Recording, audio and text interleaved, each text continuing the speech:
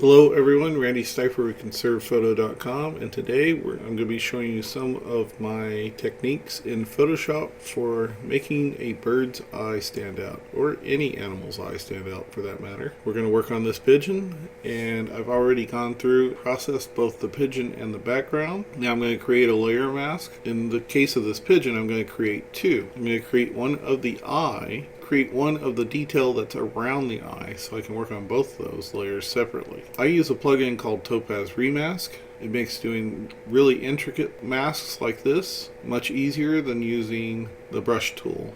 And I have a tutorial on how to do this now as well, so you might want to check that out on my YouTube channel. We're going to zoom into 300%. We're going to get really close to this eyeball. It nearly fills the frame at 300%, so we're going to go down to 10. Yep, 10's a good brush.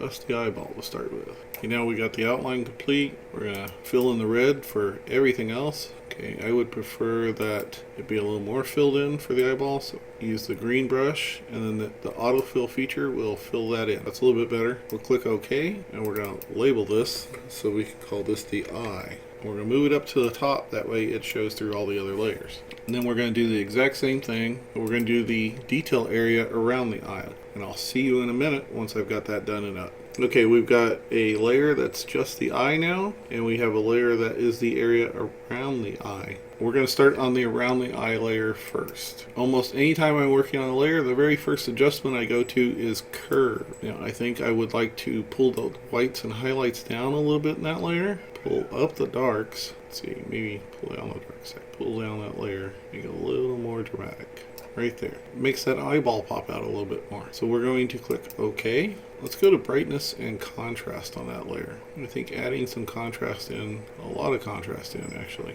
is going to make that a little more dramatic and frame that eyeball. There we go. Now let's try a little bit of brightness. There we go. Click OK. Now I don't think that, well, you can give it a little bit of vibrance. Give it a grayer gray. Usually 30 is about good on vibrance. Okay, that's all we really need to do with that layer. And now we're going to go to the eyeball itself. Same thing, start out with curves. Let's try making the bright parts a little brighter. And now let's pull the curve down to make it nice and dramatic. Click OK. This is a case, got a lot of orange and yellow in there, so let's try a photo filter. Now let's look at what that looked like before. There we go, image adjustment, photo filter. Try an orange, let's really make that orange pop. There we go. And now let's try brightness and contrast. Give that eye some contrast. You can see we're giving it 75 contrast. That's a ton. But if you look at that inner layer, that lighter inner layer, that brings out all the detail in it by giving it that much contrast. Now let's click OK. Now we have a catch light up here, but it's kind of small. It's kind of hard to see. So let's zoom into 100%. And let's just add a little bit to that catch light. Come up here to the brush. We need a nice small brush. Let's go down to like 7 pixels. Sounds great. No hardness. We don't want any hardness in the brush at all.